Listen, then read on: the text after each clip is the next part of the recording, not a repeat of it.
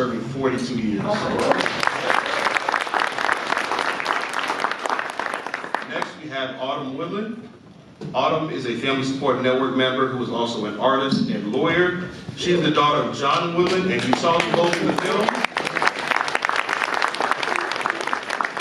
John himself is a returning citizen who served nearly 40 years, like he had mentioned. Next, we have Martina Hazelton. Martina is the co-founder of the Family Support Network. She's married to Eric Hazelton, who served nearly 3 decades. And interesting fact, FSN actually celebrated their 7th year anniversary next month in March. Then we have the one and only Sonia Kumar. Sonia is the senior staff attorney at ACLU of Maryland. Co-founder of the Family Support Network. Next we'll have Anthony Muhammad. Anthony is a mentor with the Baltimore Brothers and a community engagement specialist with We Are Us. Like he mentioned in the video, Anthony was sent to prison at age 15 and served nearly 3 decades. And then finally, we have Etta Myers.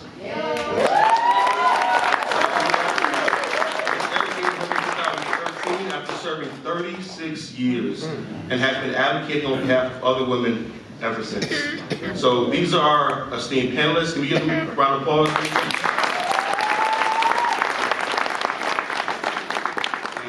Yanet, I'm going to pass it to you to start the conversation. All right. Good afternoon, everyone, and thank you again all for being here this afternoon with us. So we'll go ahead and get started, and if you do have any additional questions towards the end, we'll have an opportunity for folks to ask questions. So my first question is for Sonia. So Sonia, you've worked with many of our interviewees before they came home. What is your initial reaction after watching and hearing these stories? What stood out to you? I don't know how to use the mic. Yeah, on and off, but That's the real. Yeah, you do it. Okay. My heart is so full. My heart is so full, and I really actually want to say, like, it is so incredible to see the amazing work that so many of you have been doing since coming home, that you were doing inside before you came home, and I feel really privileged that I got to know many people inside. Many people taught me, took the time to educate me, and show me what you were already doing. And part of what we hoped to do was to really highlight that you were already doing all of this. You and your families were already fighting for yourselves, and you invited us into that struggle. And in the same way, you're rebuilding our communities and your families. And so I'm so grateful to get to sit up here and in this room full of people contributing so much to our communities.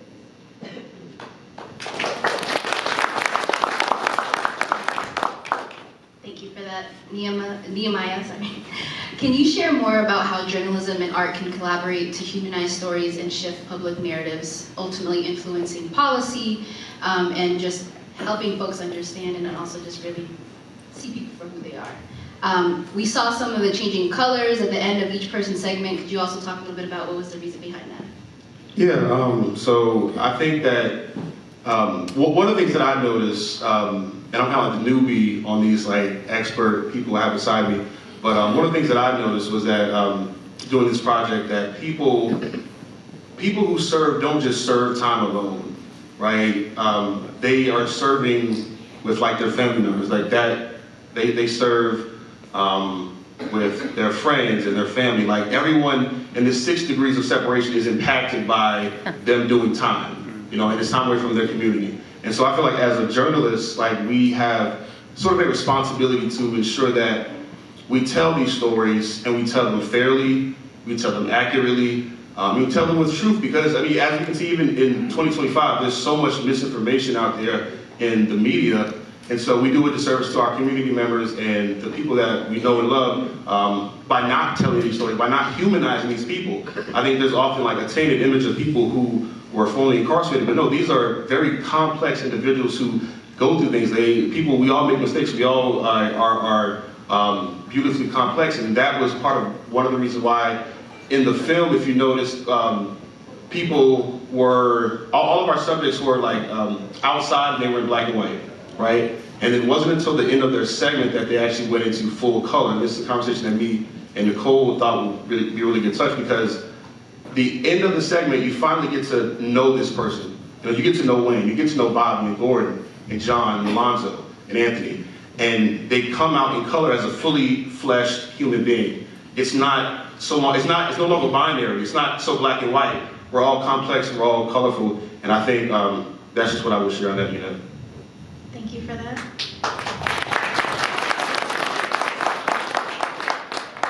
Anthony, you were one of the interviewees featured. What has your experience been on the outside? And from your experience, why do you think this kind of storytelling is so meaningful? Great question. I'll first begin by saying I'm honored to be in the room, just in the room. Yes, sir. Got some legends here, some OGs. A lot of the men who raised me, as a teenager in the prison system, are in this room. So I'm honored to sit here on this panel as a representation of what they poured into me for decades. Yes, sir. And everything that I do here stands on the shoulders of those men who made my stay of incarceration easy. Right? Will always honor and represent you to the best of my ability. So my transition out has been amazing. Nothing short of amazing. Fortunately, I haven't had any challenges. I mean, not one. An amazing family support. My mother is here. Let's give her a round of applause. Stand up, Mom. Stand up, Mom. That's why I do what I do. She's here. That's the Sonia, she right there. So yeah, family support has been amazing for me. So that's what really made the transition easy for me. All of the foundational cornerstones that make the transition successful, I had in spades. So my family has been my rock throughout everything. And community support, right? The community embraced me. So with those two pillars as my foundation, I kind of hit the ground running. I've been running ever since. Don't plan on stop running no time soon. But the reason why this kind of storytelling is important, and Nehemiah did an amazing job, absolutely amazing job. I don't say that lightly. I'm not easily impressed. I'm not. I've seen too much, but when I say he's done an amazing job in telling a story that needs to be told, because for too long we have allowed all of the wrong people to control the narrative. That's right. For too long, and we have one of our research experts here. I've seen the co-porter from the Citizen Project here somewhere. But for too long, we have allowed politicians and special interest groups and all of the wrong people to just tell our story of what really happened and what is happening. So this is our effort to control the narrative, to tell the story in our own words, from our experts, from our research, from our attorneys, from the work that we do with boots on the ground. So that's what makes it so important, is that we are speaking for ourselves now, right? And that's what makes this work important. Thank you. And Anthony really is a superstar. I've never met a legislator that didn't love him and want to take a picture with him, so thank you to all those who helped pour into him. This next question is for you, Autumn. We saw beautiful interactions with you and your father. Can you tell us how you became involved with the advocacy, and what has this experience been like about being a part of this project for you? Is it? Oh, okay. So I became involved with advocacy when my father introduced me to Sonia Kumar, and when she and Martina were in the process of forming FSN 7 years ago. I was asked if I wanted to participate, and the answer for me was obviously yes. So that's how I initially got involved in advocacy. And as far as being a part of this project,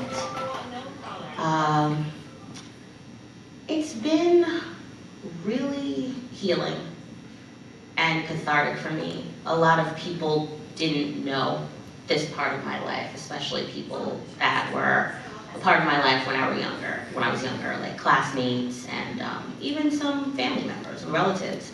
So when I shared our video, I was very touched. My heart was warmed by how much support and love I received from so many people, and that wasn't something I anticipated.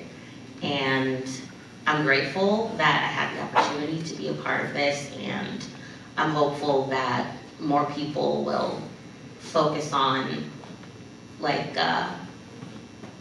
what you said, the facts about how this impacts families and people who are incarcerated and people who are formerly incarcerated. And I love that I'm a part of the process of shaping the true narrative.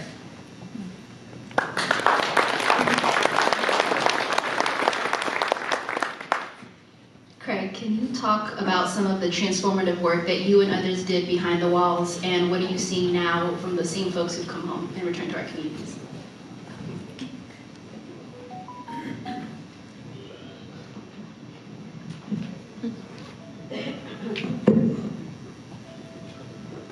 How's everybody doing, first of all? I want to give honor, before I say anything, to trailblazers that made today possible. Miss Sonia, Brother Nehemiah, Miss Magdalena, Miss Martina, Sentencing Project, all the Lifers organization throughout the entire DPSCS system. You who are here today, those who have come out from behind the wall, as well as your families and your friends and your loved ones. Thank you. I honor you. Some of the work that I've done, Mrs. Linda Moore, oh my God. Professor Linda Moore. Some of the work that I've done from behind the wall, I'm into a lot of gang emancipation. And I believe the individuals who are affiliated with these street organizations, whether they're Bloods, Crips, whether they're the Black Guerrilla family, I believe that these individuals can be reached. So one of the things I did while I was behind bars, I created an organization called Project Emancipation Now. And Brother Wayne Bruton, who was a part of that, and what we did is that we established connections with individuals behind the wall who were affiliated, and we began to target individuals who were affiliated. And Project Emancipation Now, to date, that still functions in the Justice Correction Institution, has emancipated more individuals from street organizations than any other entity in the state of Maryland, whether inside or out. We have emancipated approximately 32 individuals. Prior to my release on September 24, 2024, we made history by breaking the culture barrier between African Americans and MS-13, and we emancipated one individual from Murrah Salvatrucha, MS-13. My vision is to bring Project Emancipation down to the streets of Baltimore. I've already been on the ground with Brother Anthony Muhammad, We Are Us, Baltimore Brothers. You understand, doing a lot of mediation work. But we want to bring PEN to our neighborhoods. Right? PEN also has a Victim Community Impact Services organization where we network with victims of crime, and when we get them to come and talk to individuals about their trauma, because the victims of crime cannot be forgotten. Somebody was harmed, somebody was hurt. But what we do know, for all of us who have been behind the wall, Brother you Hassan, Brother Bishop, you know, Turner Bay, you know, Miss Moore, you know, because you've been coming in the penitentiary since the 80s, right? That when it comes to these individuals that we want to deter from crime, from coming behind the wall, these individuals who want to move in the right direction, this work can only be done by individuals who have been behind the wall, individuals who have been in the streets, individuals who understand these hoods, individuals who understand these regimes. That's some of the work that we have done.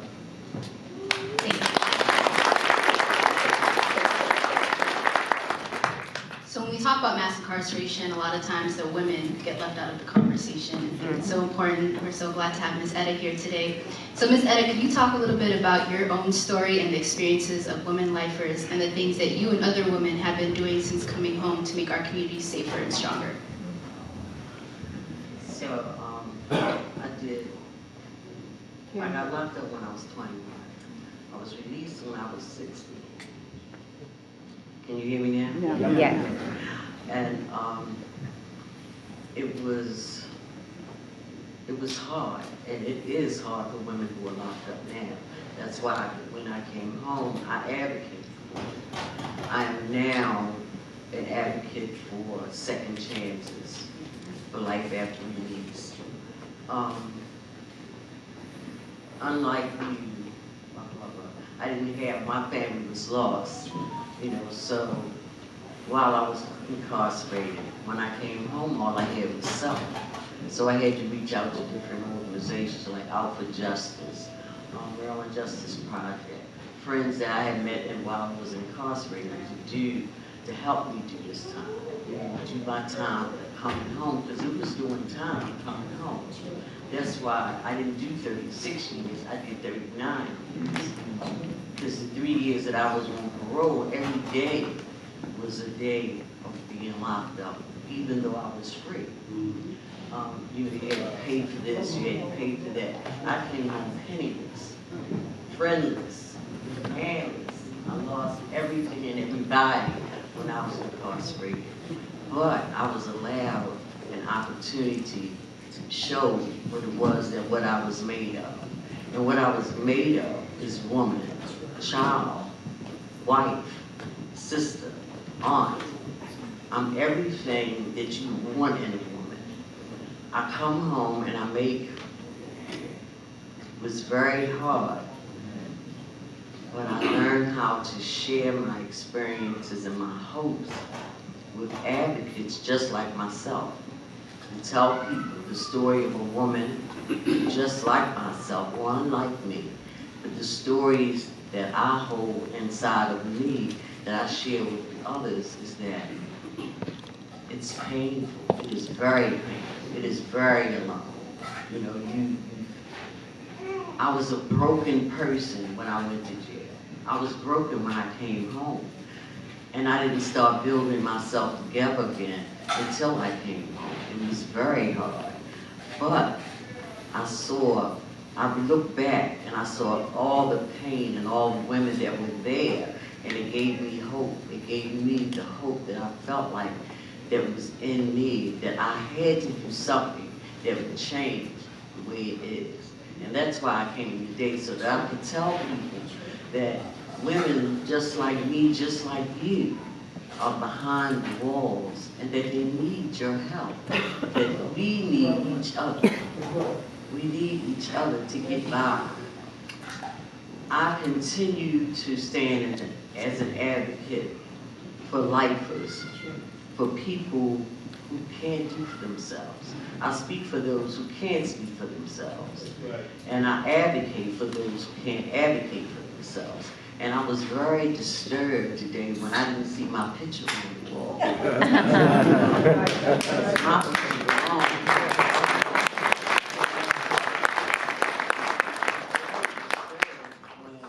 I wasn't asked to be interviewed, you know, but I'm here today because I love life, and I love the women that I left behind. I will continue to fight for them until I die. Thank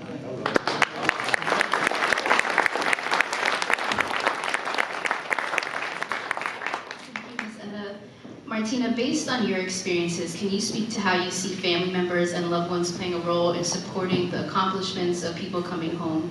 And could you also just speak to what you're seeing as far as folks coming home and the way that they're stabilizing both their families and communities? Hello. So I don't think that the support starts when they come home. It starts when they're behind the wall. And again, I want to challenge what people think about the word family, because family is not necessarily genetics or DNA. Family is whoever supports me and I've chosen, and who's chosen also to love me. So for anyone that has been behind the wall who has had that type of support, I think it transcends. Because all you want is the person who you fought so hard for to come home. And once they come home, you will do whatever. If I have to Uber you from here to DC, I'm going to do that. If I have to help you find employment, how can we get you help? What is it that you want to do? How can we do that? And how can we make that happen? And I think that, to me, I see there's missing pieces in our neighborhoods that are starting to come home. Those pictures and those portraits that have missing faces are starting to show up. And that's how I see the work. And they're starting to help one another. They're brotherhood. They've become their own fraternity, unfortunately, in that way. But I see them trying to figure out how to help each other. And as a family member who has had someone come home, I love it. I want to continue to do this work as long as I can to make sure that the support is there and necessary. There are some family members who, have tech problems or are not necessarily as savvy, and I've sat on the phone with those folks as well for hours. What is it that you need me to help you with in order to be able to get those things done? And in partnership with Maryland Parole Partnerships, family is a tremendous component of what those parole packages look like. And I think that however we need to show up, however we need to give support to those groups and hold space for them, we should. Because those are the people that are going to be the people supporting them on the inside, and also being the people that are going to be that bridge to get them to the outside.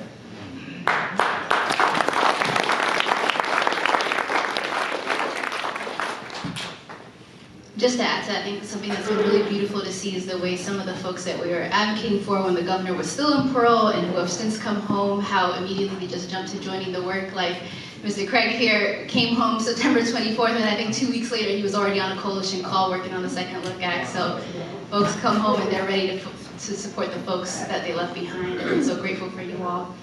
And so, And that came home on his birthday, correct? That's right. oh, he did! Yes, he did. He came home on his birthday. The greatest gift, thank you. Sonia, for anyone who might not know, what exactly is the Maryland Second Look Act? What does it do, and why is parole not enough? Oh, just a little question. So I think most people know, but essentially, right now there isn't really a way to go back to court after you've done a lot of time. Yeah. So what happens is there just isn't a way to say, okay, I've done 30 years, can you take another look? And essentially what the Second Look Act is an opportunity for people to go back to court after serving at least 20 years and have a lawyer, that's an important component, and have a judge look at everything, looking at the crime, but also what they have done, who they have become, not who they were 30, 40 years ago, and make an assessment about whether it's time to reconsider the sentence. And part of why that is so incredibly important is because in the immediate aftermath of a crime, of a serious harm, emotions are high. We're not necessarily, understandably so. These are serious cases, these are serious harms. Everybody acknowledges that. The other thing that is really important is that our sense of what is just changes with time. And our understanding of racism and how it has infected the criminal legal system changes with time. And so sometimes there are errors that have happened in older cases that might never see the light of day, or might not rise to the level of something that gives you a chance to go back to court, but could be folded into sort of part of how a judge looks at the big picture. And one of the things that is, as somebody who, you guys, so many people in this room taught me about parole and every single, nitty-gritty failure of the parole system, and it's been extraordinary. We've got more than 120 people who've been granted parole since the governor was removed from the parole process.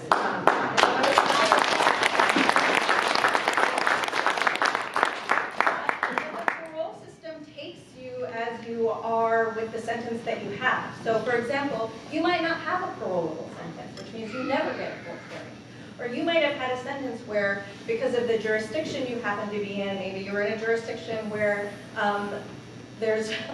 maybe you were in Baltimore County, let's just say that, and you got an extraordinarily high penalty, so you're not even going to get a parole hearing for 30 years or 40 years, but somebody else in the sort of the next in the city with very similar conduct has gotten a parole hearing in the next 15 years. The other thing that is really important about parole is that you don't get a lawyer.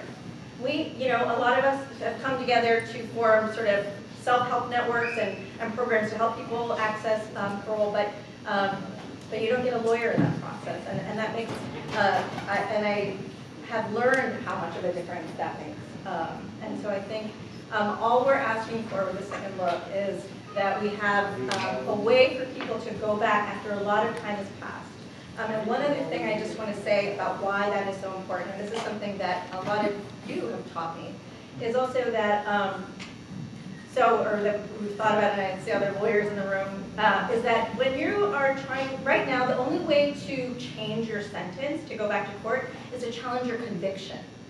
So what that means is the system is incentivizing you to not say anything, say I didn't do it, or to kind of raise things that I think a lot of us think of as technicalities, right? It's like, was their process fair, but not what happened. A system like this that allows you, encourages you to get a second chance by also taking accountability after a lot of time has passed, allows people to express things that they might feel that the system discourages them from sharing because of how it's structured right now. I can't say enough about how important it is that, I think part of what I feel it so much in this room is like communities and human beings, like we operate from places of love, and that is our natural way. Our natural way is to find ways to understand each other and to find resolution after things have been wrong. Right now, our system prevents those connections, prevents that sort of dialogue, and really keeps people away in a way that sort of perpetuates the harms and keeps the lies alive, I think. Thank you. I have one more follow-up question for you. So, as most people in this room probably know, we are working on the Maryland Second Look Act, and it's anyone who's served 20 years is eligible. There's no carve-outs for any specific offenses. And so, Sonia, could you just follow up as to why it's so important that we have no exclusions based on the sentence or offense? Yes. So one of the things that comes up is well, why don't we just do it for people with this kind of crime, or not people who have life without parole or whatever? And the reason why is because there isn't any way to slice and dice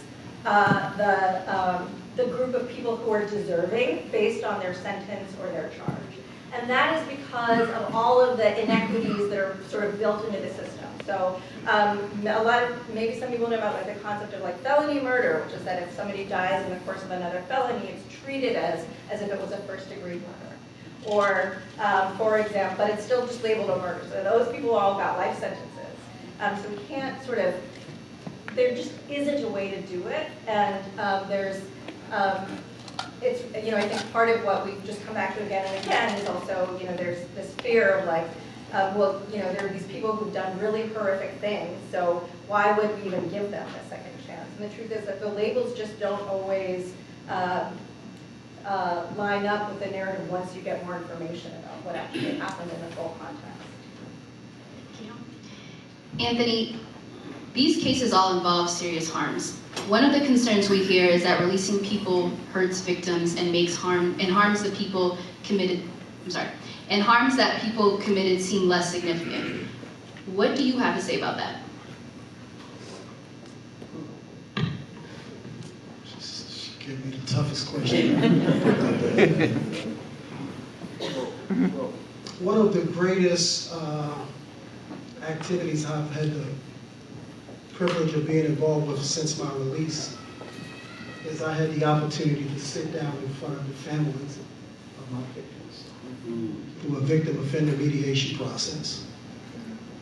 And I had the chance to explain to them what happened, why it happened. Of course, they've heard the stories of what I did when I was on the inside, but the crime itself, they wondered about for 30 years. And having the opportunity to look them in the eye, to express my remorse, to say I apologize, ask for their forgiveness for a decision I made when I was 15. And all of the men in this room those who were there before me, those who came after me, have been through similar processes. And that's the untold part of the story, is that all of these men have hosted victim rights events in prison. Not for days, not for weeks, but for decades. Turner Bay, Raouf showed me how to do it. So we've been involved with victim rights, victims advocacy, every year for National Crime Victims' Rights Week, all throughout the Maryland prison system. And every year, we bring in all of the leading victim rights organizations. We were in Annapolis last week, and the director of the leading victim rights organization in the state of Maryland was there in opposition. After the event, I showed him pictures that I had with the founder of his organization. I showed him a letter that she wrote on my behalf. So it is a myth that all victims are a monolith, that all victims think the same, that the trauma and the grief that the families of the victims experience, well, it's just they want to see you die in prison. That's not true. It's a fallacy. It's a false narrative that we have allowed them to control for too long. And now it is our responsibility to say that, no, that has not been our experience with victim rights organizations, victims, families of victims. Our experience has been different. We've been in the courtrooms, right? We've been to all of the events, and the victims that we've sat down in front of have said, I forgive you. I didn't know that. I see it a little differently now with more information. So that's what makes this conversation important, is that some people want to continue to perpetuate the false narratives that all victims are against rehabilitation, all victims are against second chances. And that's just not true. It has never been the truth. It's just that that's been the loudest narrative. And now it's our responsibility to say, no, that is not true, right? Thank you.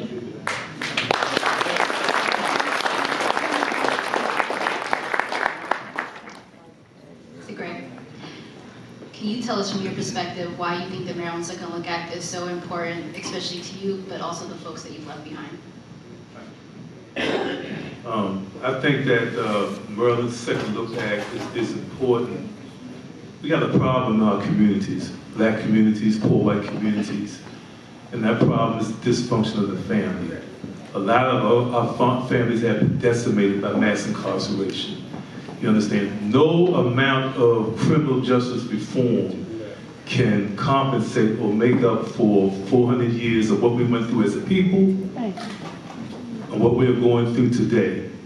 The second look check is important because as an African American, when I always see all the obstacles that I face as an African American and as what my community face, and I see that when it comes to our misdeeds, when it comes to our errors, people are so unforgiving. They want you always make sure that you remember your sins. They want to make sure that you always remember your mistakes that you have made. They want to make sure that you are never, ever forgiven for the things that you have done in ignorance. Yet when it comes to a lot of the atrocities that have been committed against us, there's no conversation about it. I think that the Second Look Act is just. I think that the Second Look Act is deserving. There are so many individuals in prison who have, I got a very impressive portfolio. I earned a BS degree in prison. I became a certified peer recovery specialist in prison. I worked with Miss Amber over there as a writing tutor for the University of Baltimore Second Chance College Program. I was the lead senior facilitator for the Georgetown Legal Writing Program at the Jessup Correctional Institution. In every institution in the state of Maryland, I have set up victim community impact services. I have mentored hundreds of youth, hundreds. And by the way, on the Public Emancipation Act, everybody that we emancipated from a gang, we have 0% recidivism of anybody ever coming back to the gang or the criminal lifestyle. But that's nothing.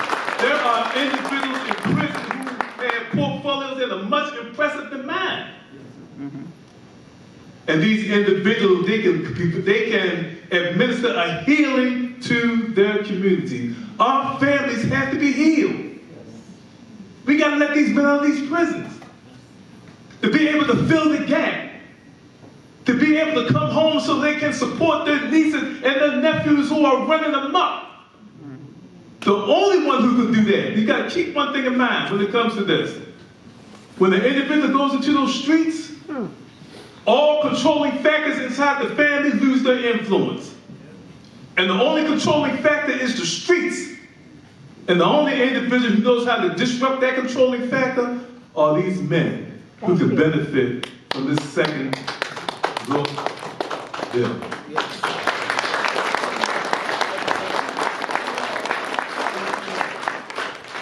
Thank you. And so one of the many challenges that we face in Annapolis is really forcing legislators to address the unconscious or conscious belief that they have that Black people are inherently criminal and unredeemable. And so with stories like all of these and just consistently meeting the folks who come home, we're one by one trying to unlearn that bias that they have. And so that is one of the challenges that we continue to face, but with all of you and all of your support, we'll be able to get through. Ms. Etta, can you speak to how harsh sentencing laws have affected women in Maryland and whether the sentences were even fair to begin with? I can't speak about whether the sentence was fair, but I can say that women need second chance as well. You know, it's not just for men. And men are not the only ones that come home and can make a family right. It takes a woman and a man. So I beg to differ on that area. But the Second Look Act will relieve women because they don't get an opportunity to share with the parole board or with the governor that they have an impressive record, that they've done things in the institution that makes a difference in a person's life or in their life, or makes a difference in others' lives. I think the Second Look Act will benefit women as well as it does men, and that they do deserve a second chance at it.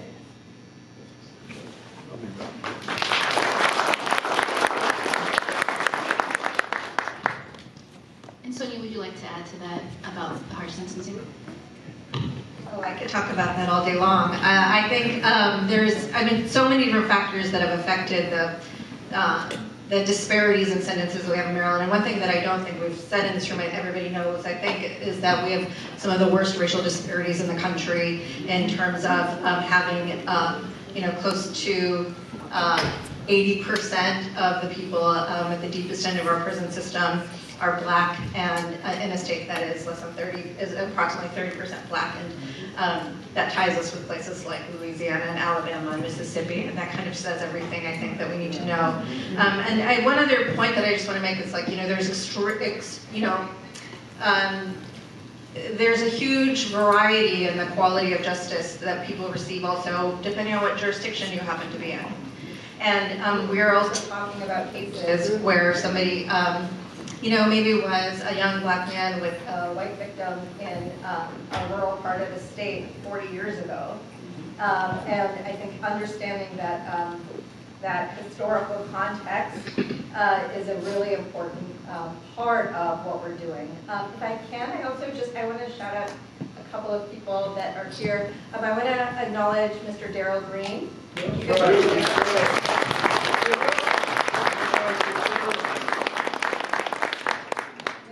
Green, I don't even know how to describe him, but he has an organization called Deep Forgiveness, and his brother was killed by somebody who came home, and I had the privilege of being in the courtroom the day that Mr. Green spoke and forgave the person who took his brother's life, and he's been doing amazing work with a lot of these people, and it sort of exemplifies the values that I think that we're talking about in the room today. And I also wanted to acknowledge Mr. Pittman and Mr. Powell, who are sort of today is their 1-year anniversary of coming home.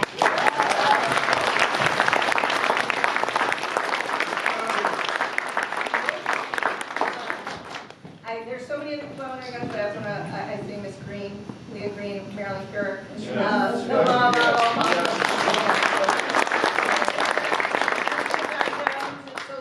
for the work they do with living classrooms. Calvin McNeil, Kenny Tucker were plaintiffs in the case we brought on that.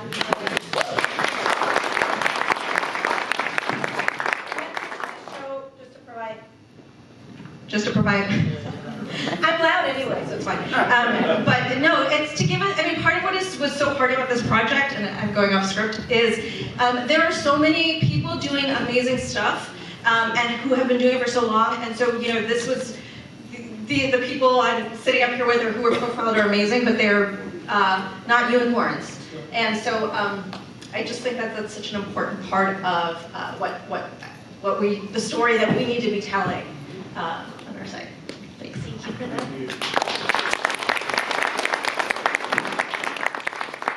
Martina, can you speak more to the extreme racial disparities in Maryland and why this issue is a racial justice issue for Black families? And as well, could you also touch on, for those who may not know, can you also talk about just breaking down the social isolation for family members who are also serving alongside their loved ones?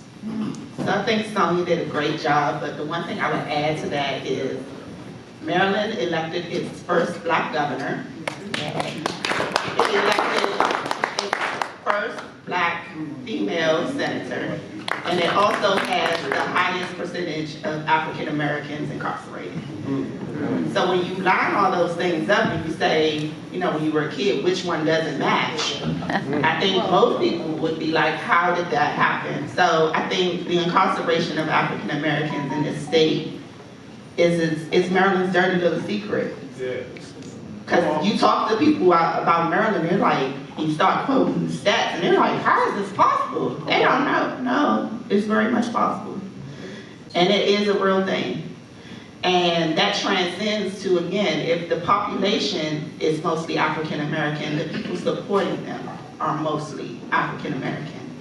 And I'm gonna go out on a limb and say it's mostly African American women that are supporting the people on the inside. So again, are knocking away at the family structure and taking, whether it be economically, because it's people giving money to the prison industrial complex, it's paying for phone calls, it's all of those things that continue to take away from someone who is probably already trying to make it work, but they're going to give to their loved one because they know they need it. And when you mention isolation, I was in isolation. I had a loved one on the inside, and I was in isolation. My family didn't know, much like Autumn spoke about. And when I had a chance meeting with this lady next to me, she came up, Sonia has a great job of making you feel like you can do anything. And she's like, we should start an organization. And I'm like, okay. And FSM was born, and that's when the faces of people who look like me, because only I can talk to Autumn about what it's like to try to get through clearance of the security at an institution. What bra you have to wear, like, is it the nice guard or not the nice guard? Like, having the space to hold space with people who I know had that common experience was a great thing for me. And Sonia shouted out Daryl Green, but also the family members do not forget about the victims. And Daryl Green came to an FSM meeting, and there was not one dry eye in the room. So the forgiveness that he was able to show to somebody who took something so very dear from him, I love him from the beginning to the end. And the time that he shared with us, that was such a moment for us. And it needs to be times like that, because Anthony, you spoke about the lead of that victims' rights organizations, but they don't always look like us. And they'll take our story and they'll run with the narrative. And that's not exactly how we feel.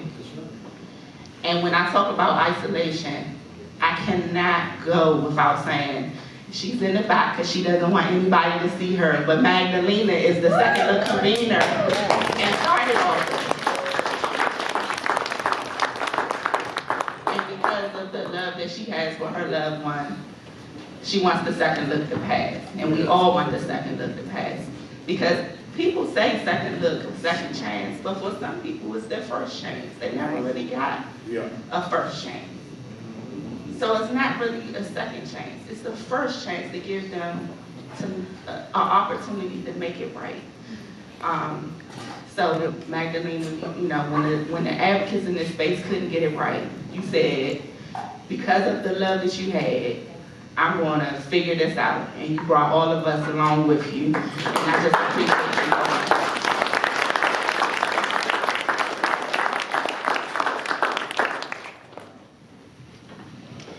Nehemiah, could you share your insights on the importance of accessible platforms in both arts and media and how they can contribute to the conversation around justice, reform, and advocacy? Yeah, so I think that, so I love what folks have been saying, and I'll say earlier today I was extremely touched when I saw, if folks weren't here, everyone who was fully incarcerated came and everyone took a group picture.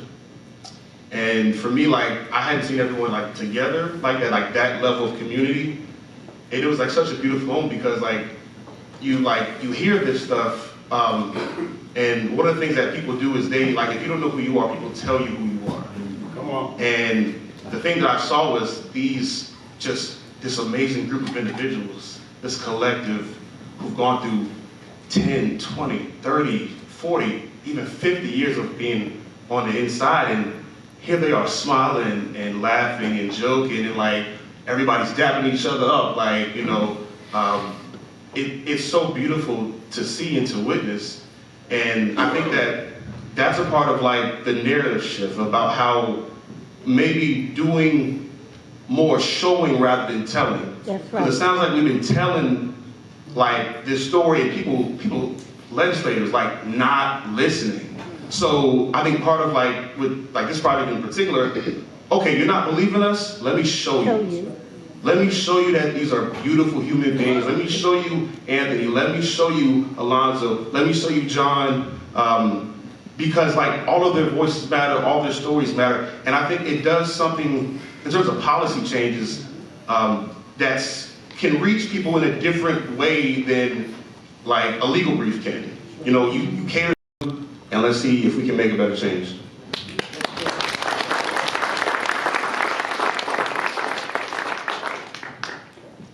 This one's for you, Autumn. So your dad recently came home after nearly 4 decades.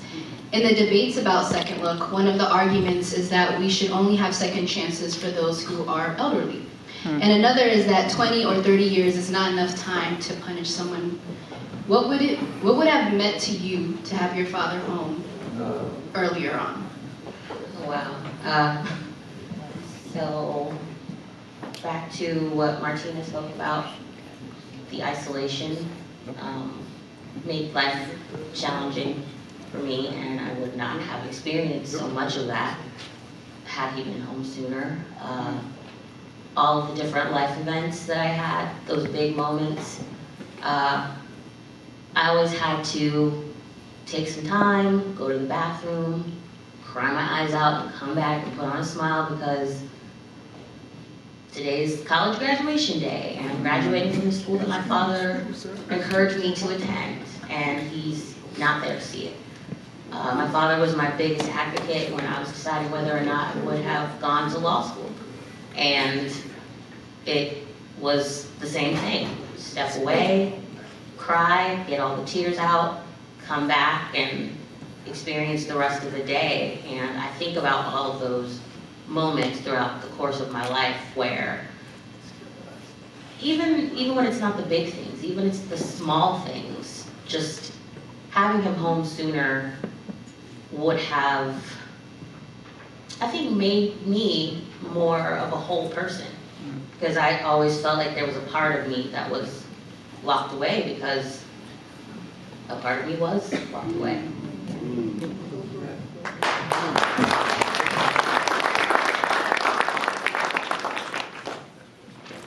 For our final question for you, Martina, your loved one recently just came home. Can you share how that has impacted you personally and your community? Yes. So my husband came home 3 years ago. It was November 9th, 2021. And that day was something that we fought really hard for and finally saw it to fruition. But then in my mind, I also knew like, oh, now the real work began. Because we now have to figure out what navigating as a returning citizen looks like. And those communities came together for me. There wasn't one person who I couldn't call to say, how do I do this? Or, you know, the dreaded background check and trying to unlock that Pandora's box when seeking employment. The community changes, right? So there's different communities. So he's a part of a returning citizen community that joins so many of the ranks of all of these people that are here. And that is a beautiful thing. And they also know the struggle, but they also know that they left people behind. So there's the community of those that are still behind the wall that they have to stand and account for until those people come home.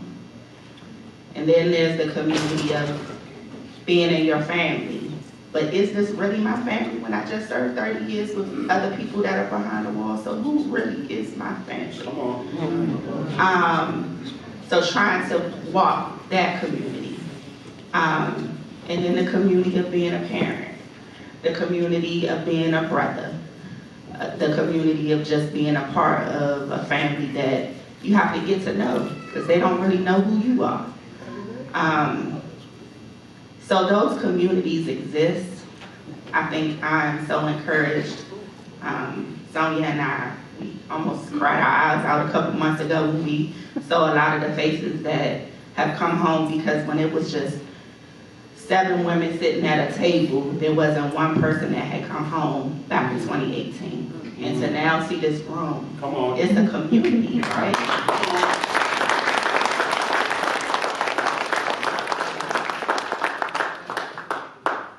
So I think it goes back to what Nehemiah said. We have to show them better than we can tell them. Come on.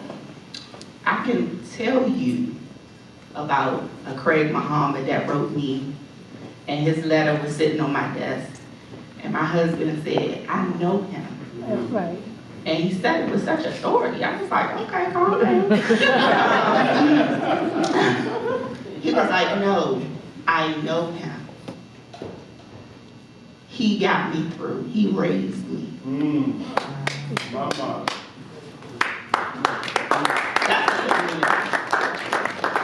I'm so honored to be finally meet Mr. Craig Muhammad, to know that he raised my husband and Anthony and so many others. But again, he's stepping into a space that has been waiting for him. Yes, yes. And I'm going to take y'all to church a little bit. Because the divine takes broken things. Yeah. And changes things. Yeah. And makes it, he turned water into wine. That's all I'm going to say. So the things that you think are flawed are discarded or trash. One person's trash is another man's trash. Come on.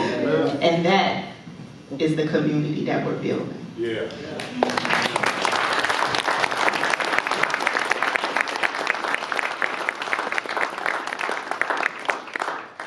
And so before we open it up for 1 or 2 questions from the audience, I'm going to just do a quick plug because the Maryland Second Look Act has a hearing in the House Judiciary Committee on February 18th at 1 p.m. Would love to have all of your faces there. Even if you're not going to give oral testimony, just packing the room is impactful and will mean a whole lot. This bill is sponsored by Delegate Cheryl Pastor and Senator Charles Sidnor, both from Baltimore County, and both understand how critically important this bill is. So again, we'd love to have you all there. Sign up. If you are testifying, it's due. Wear green. Martina's reminded me we're wearing green on the 18th. Sign up is due by the 14th. That's next Friday by 6 p.m. If you need any assistance signing up or how to get to Annapolis, please reach out to myself, Lorena, or Olivia. And with that, I'll just open it up to see if we have one or two questions from the audience. I see Ms. Levy and Ms. Abadi. So we'll start with you, Gwen. My question is, first of all, the film was made to allow others to see what really goes on and what impact a second chance has. Is this film being shown to any legislators? So I can take a stab at that question. We did invite legislators here. We got a couple RSVPs. Don't see any of them in the room. But in all of our meetings with legislators, we have been sharing direct links to these videos. A number of the folks on this stage have also been joining us for these meetings as well and get to meet the real folks. So unfortunately none of them here, but we will make sure that it's in their hands. Well, my message is to everybody in here. Everybody in here who has a legislator that's down in Annapolis, give them a call. Let them know about this film and tell them we need them to support and look at this film so that they will know why we need them to support. You all got your legislators. Go to, tell them what to go to. Mel. You can go to mdelect.net, put your address in. Again, it's mdelect.net. You put your address in, it'll tell you who all your representatives are. Second thing is, please, don't forget us. A lot of young people on the corners now, their mothers are at MCIW. Their grandmothers are at MCIW. I stand here, there's only two of us in here who have come from a formerly incarcerated community. There are thousands of us, thousands. And we want you all to know that we need your help to make sure that the women at Jessup get a pre-release center. I know I'm going off target about the second look, and we got enough people in here advocating for second look, and I'm on that coalition, so I'm not turning coats. But I have to say, we have to advocate for a pre-release center for women. Women come home straight out the door, and a lot of times they don't have any of the resources that are available to our men. There's a few, but not many. So all we're saying is that we need to make sure that our women get these resources, that they know what's going on, that they have programs inside. When we were in Etta and I, we started a program for seniors. Our seniors were eating, and people couldn't go downstairs in the dining hall. They were had to eat in the dog training room because they couldn't access the steps to go downstairs. We started an organization inside that helped women get wheelchair lifts, ramps, and things of that sort, wellness programs inside. Because, man, I love you guys up there, I love you, but all of you had a lady behind you somewhere. So, come on. The women inside, for a lot of times, don't have anybody outside advocating for them. You know, you men, you all got to step up to the plate. We're there. When the visiting halls open up on the men's side, it's droves of women going in. When the visiting hall opens up on the women's side, it's caretakers bringing the children for the most part. And do you have the bill number? I know it has a hearing coming up, so if you're interested in supporting, I'm sorry. It's okay. I know it's in the box somewhere, so please see Ms. Vicky about that bill. It has a hearing coming up in the next week. It's the so please reach out to her about supporting that. Somebody has it up there. Somebody up there. Really, my daughter. HB 632? Thank you. Okay. HB 632. Sorry to take a picture, but I had. No, I just want to clarify, so basically the state has multiple pre-release centers for men and 0 for women. They had a kind of fake program operating in the jail, and so the women organized and actually got a law passed saying we should have one for women. But the governor squelched on the deal, and so this is legislation to force them to do what they already said they would do. So it's pretty straightforward. And let me also say this to you, sister. First of all, thank you for that.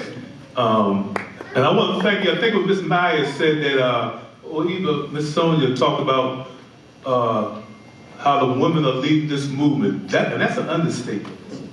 That's an understatement right there. The women are leading this movement. I want to say this to you. I'm going to give you a number when finish, right? Because what I do know for a fact is that the We Are Us organization is about to start, a re-entry, right? And what they get ready to do, they're going to try to attempt to fill every gap that exists in re-entry. So I want to give you the number to Dr. Phil Leaf. Right, he's a professor emeritus at Johns Hopkins University, and I want you to express that concern to him, and I'm going to express that same concern to him as well. But I think that gap can be filled because they're looking for the opportunity to fill existing gaps in this DP SCS system. Thank you. May I speak? And Alonzo's telling me the Senate bill number is SB 632. Thank you. Thank you. May I speak? If possible. One more question. Oh, okay. Oh, okay.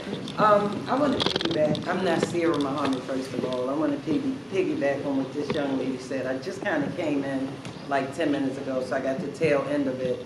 But it sparked me to speak because I used to be a correctional officer for juvenile justice, DJS, when it was a lot better back in the day. To me, it has changed. You know, they put them on the box, they let them out. I know this is a whole different subject because I'm talking about juveniles, but I feel like it starts there. They could be the next 40-year people that we'll have to deal with later.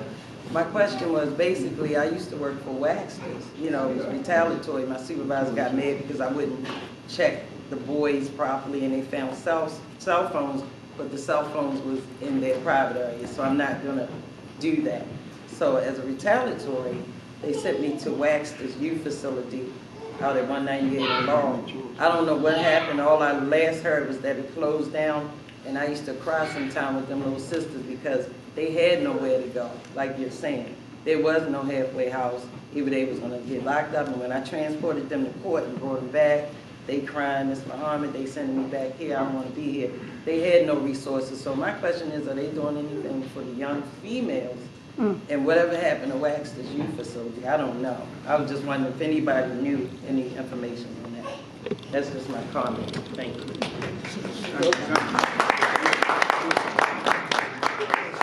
I'm not sure about, I actually started learning from the girls at Waxter, actually when I was the first, that was how I learned to listen, was being around a bunch of very young people. I'm not sure if there's somebody here who actually can answer your questions.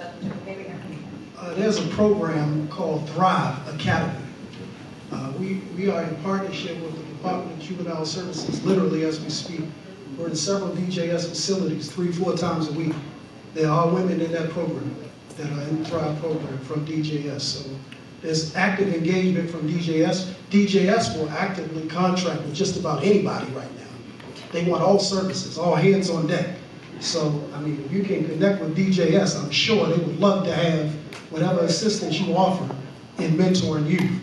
I haven't seen them turn one organization down right now. So DJS is looking for any Kareem, DJS would love to have your youth organization and everybody else in the room. DJS want all help they can get right now. So we are in DJS 3-4 times a week through the Thrive Academy with the We Are Us organization. So I'm not speaking from secondhand information. I'm said in front of the secretary. We set out a bill about that. Yeah, we want all the help we can get. So I wanted to say this on the balcony for everybody also. Often we talk about pushing out legislation for in Annapolis, but I'm actually one of the community representatives for Oliver, and a lot of times what I would suggest is you go to your community organizations, the immediate organizations, right, so that you can voice what's happening up here. You want to be able to actually put it in your recreation centers, have people press the local government as well. So we need to press a lot of our politicians, not just, sometimes we may not be able to reach Annapolis, but start within our own community organizations, and we tell them what, don't let them to tell us what they're going to do for us. We want them to tell us what they're going to do with us, okay? And we start there. Even if you have so many issues and obstacles, not just with the transition houses, not just with, I heard someone mention about the gang prevention, start with your community organizations. When you tell them what you want, then they can compile, and they are the ones that's in the face of the people locally, okay? And then those people can be pushed locally to be in the face of the people in Annapolis, and it goes from there. So often, we start with your warm market, which is right in front of you. That's really great advice, and I'm going to get your contact information after this. Thank you all, and I'm going to turn it over back to Nehemiah to help close us out. All right, thank you, everyone. Can we please really quick give a hand to these expert, awesome individuals?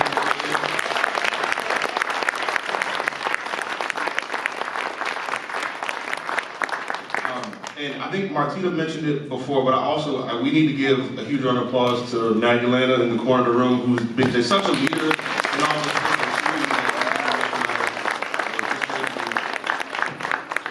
and really quickly, so a couple just special thank yous to John, Wayne, Anthony, Autumn, Bobby, Gordon, Alonzo.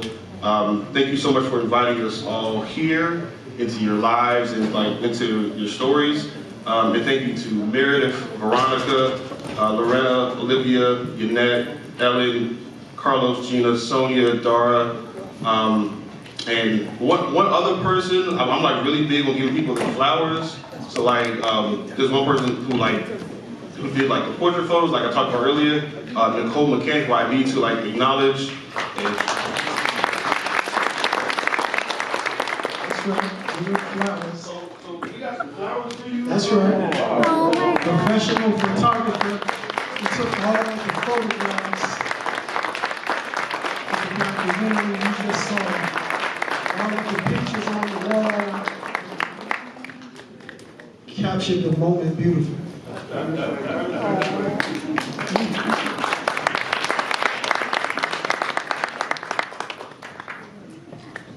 And then we also want people to take action. So we have a welcome table right outside here that has QR codes to sign to the Second Look Coalition, Coalition action alerts. So please sign on to that. And then February 17th, President's Day is Lobby Day. Please join us in Annapolis, where we'll be lobbying, like folks mentioned. We really want to get this passed. So this is the year for Second Look. Thank you all so much for coming. Nehemiah, can I have 60 seconds? I want to give some flowers too. Yes. I want to give some flowers to some people who are not going to give the flowers to themselves. So one of us have to take the opportunity to give the flowers. We wouldn't be in this room right now. We wouldn't be talking about Second Look right now if it was not for the ACLU of Maryland. I want to take this moment to thank every man in this room has written a letter to the ACLU of Maryland. And all of us know people who are still incarcerated who are sending letters daily to the ACLU of Maryland. And what you don't see, that I get the opportunity to see up close and personal, behind the scenes, these are some amazing people. Some of the most amazing people that I've had the privilege of meeting since I've been released. This young lady at the end of this panel, the legislative policy director, is the brains behind the legislative fight. And she's on the ground every day of the session. When you home sleeping, asking about Brother Muhammad, where is the bill? She's sleeping in the Capitol. This woman right here beside me, the lawyer, the attorney, the senior staff attorney, is the brains behind the legal fight. And Rachel Roy gets a system for 5 years. She filed a lawsuit that made them bend. It was the lawsuit, the juvenile lifer litigation, that set the foundation for us to capture what the youngest did in a legal format. So this organization is instrumental to the fight right now. Yes, sir. Yes, sir. I text Lorraine, I had a text lined up for her last night because she sent out 1,000 emails, 1,000 texts, 1,000 Zooms to see the beauty of what you see right here, but you didn't see the planning, the details, the intricacies, right? The work that they do behind the scenes is phenomenal. When Sonia said that Nehemiah wanted to capture this moment, I said, there's no way somebody hasn't been incarcerated could capture this so beautifully. But he captured it and told the stories in a way that allows us to push the entire movement forward, legislatively and legally. So I want to thank all of the staff members. Please stand up, the ACLU of Maryland. Please stand and get your flowers right now. Please stand. They are doing amazing work, and I just wanted to acknowledge them.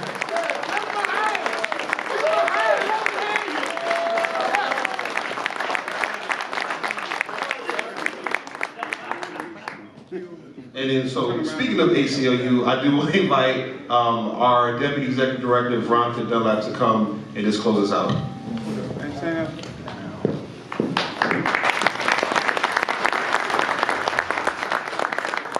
Hey everybody, thank you all for being here today. My name is Veronica Dunlap. I am the Deputy Executive Director here at the ACLU of Maryland. And thank you so much, Anthony Muhammad. You know, just what you said is exactly what I wanted to say, is that we have an incredible team of people who work day and night trying to do the best that they can to serve all Marylanders. And so it is with so much gratitude that I say thank you to all of you, and also to the people who have helped to make this day happen. Thank you to all of you. We are not just in this struggle together, we are family in these fights. Myself even having a family member who spent 35 years in Jessup. I'm sure some of you have known him. And it's just a really important way for us to show that we get to fight for the things that matter to us and our families. We have a voice in those things. And so thank you for being here today. I want to say to Nehemiah that I am so very proud of you and the work that you have done. It is such a gift to see all the work that you've done come to life here on the screen, along with Nicole and all the others who have put the work together. So thank you for being here today. Please join us at our Day of Action in Annapolis on February 17th, and then join us the next day in Greene on the 18th for the second look act hearing, and everyone have a wonderful afternoon. And we'll be making the film public after this, so you'll be able to share out with your friends and colleagues, legislators, and we're going to send it to the email to our entire listserv. So yes, this film is going to be out. Thank you all so much. Have a great rest of the evening.